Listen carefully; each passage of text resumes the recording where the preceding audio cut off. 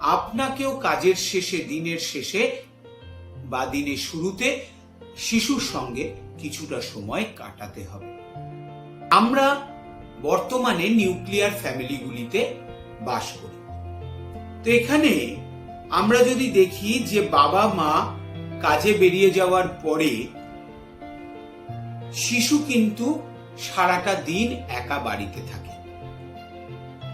এখন সেই শিশু নিজের মতো করে খেলে, কিন্তু সে কথা বলতে পারছে না।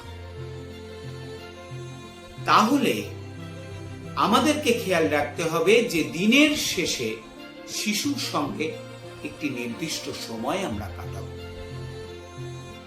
আপনি বাজার থেকে জিনিস নিয়ে এলেন এবং আপনি সেটিকে অবশ্যই একটি নির্দিষ্ট জায়গায় গুছিয়ে রাখেন।